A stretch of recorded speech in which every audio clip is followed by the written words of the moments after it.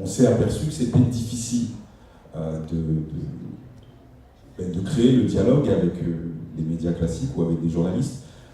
Mon objet là, c'est pas du tout de caricaturer et de faire voilà, jeter l'opprobre sur tous les médias. Ça serait pas honnête de dire que tous les journalistes et tous les médias en France jettent l'huile sur le feu. Déjà, il y a plein de médias différents, la télévision, la radio, la presse écrite, Internet.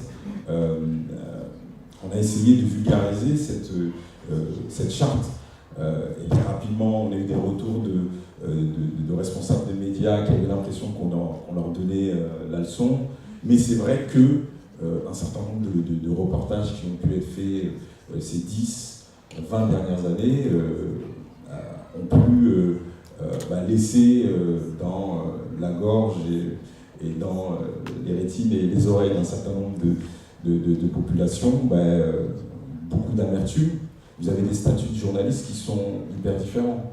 Un présentateur de JT n'a pas du tout le même statut qu'un pigiste, qui est une personne qui est précaire, qui se retrouve à aller sur le terrain. Vous avez des gens qui ont une grande expérience et des gens qui sortent de l'école ou qui ne sont pas formés et qui peuvent se retrouver en face de certaines situations et qui ne savent pas comment les gérer. On a essayé de faire des propositions qui partent d'abord du recrutement des journalistes,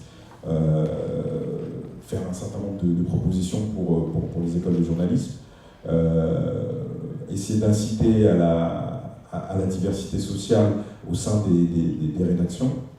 Il n'y a pas que le micro-trottoir, on peut faire du documentaire, on peut faire de l'analyse, on peut faire de la critique, on peut aussi donner la parole aux gens, pas que quand il y a de la merde.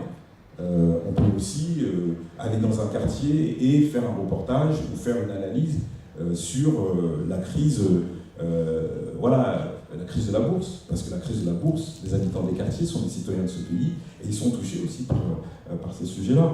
On se retrouve en plus avec une mutation du système médiatique, avec Internet qui est en train de complètement tout bouleverser, avec une fabrication de l'information qui se fait aussi par tout le monde. Vous tous ici, vous êtes en capacité d'envoyer sur les réseaux sociaux des mots, des vidéos, des sons et des images.